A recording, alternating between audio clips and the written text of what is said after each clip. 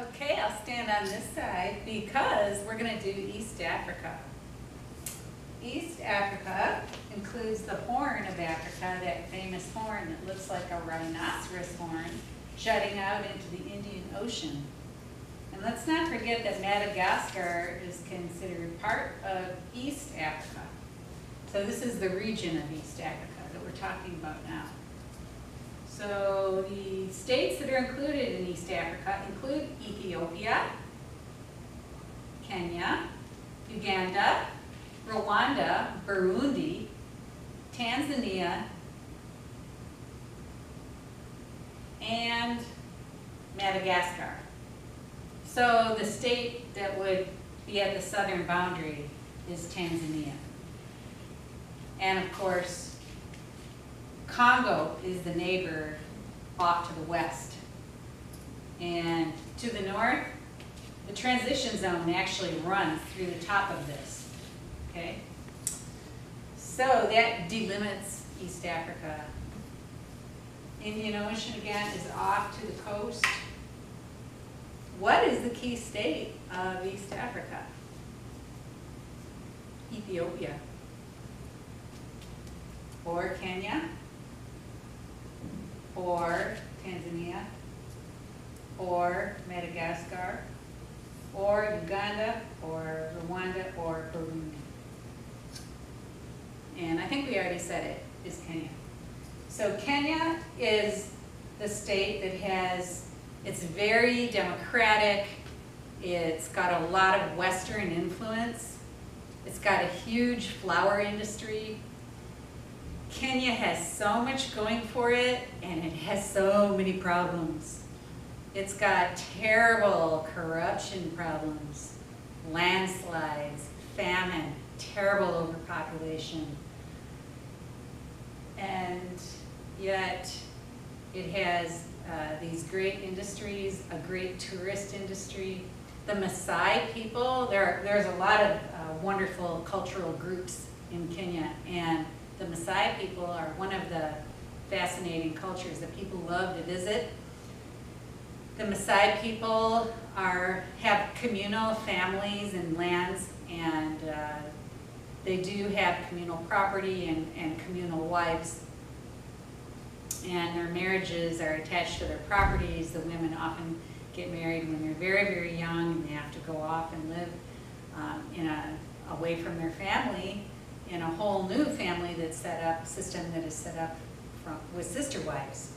And the head wife, of course, would, I believe the first wife, would be the first one to get benefits such as a nice house built for her and so on. But there is communal living, and they raise their children together and do the chores together, and men can only have as many wives as they can afford because it's a huge responsibility.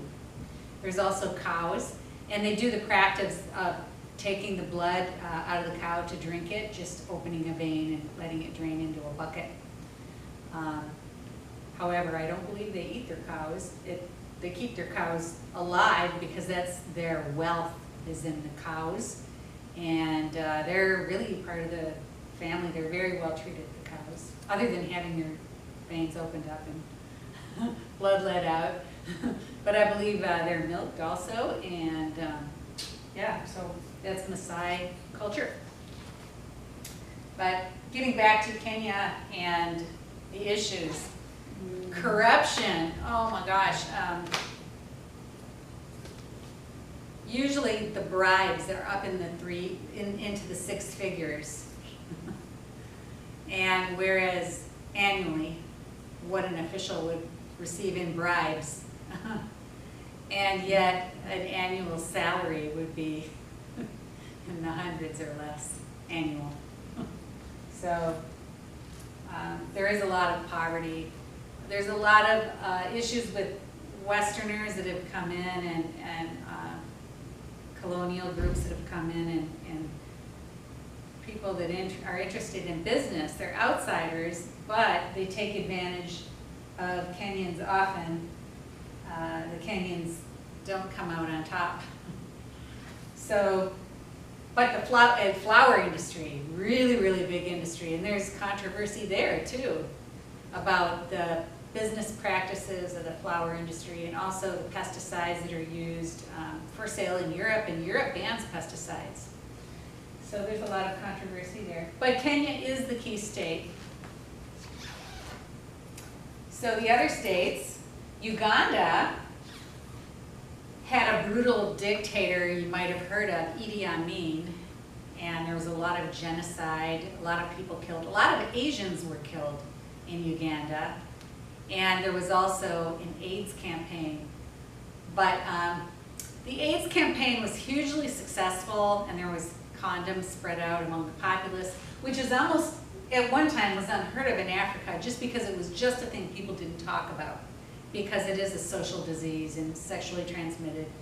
And yet Uganda was extremely successful, but then there were some televised commercials that were homophobic in nature that really got Uganda kind of knocked for that. The campaign pretty much went south after that. But it was one of the first and best African anti-AIDS campaigns, or to assist people that have AIDS and to prevent it. So that's Uganda. Then Rwanda, Burundi, this is where the horrific genocide occurred. It was ruled, I think colonial rule favored one group over the other, and the groups turned against each other. Now they had history, the groups had history, but again, like we've talked about before, along with colonial rule, it takes the dynamics of the tribes and the groups that were there, and it upsets it, because one group can be favored over another group, one can get privileges over another group. There can also be delineations that are upset, that there was a way of socially doing things and delineating lands and properties and other cultural practices that are upset by colonial powers that come in, and then the vacuum that is left when they leave, and the civil war that ensues. And really this massacre, it was a horrific genocide that's portrayed in the movie Hotel Rwanda. And very, very, very brutal, a very terrible genocide there, very horrific. Tanzania is the biggest and has these great lakes, Lake Victoria, Tanganyika, and part of Malawi at its border there. And Tanzania is actually two words put together, Tanganyika and Zanzibar were put together to form the word Tanzania. So that is where it comes from.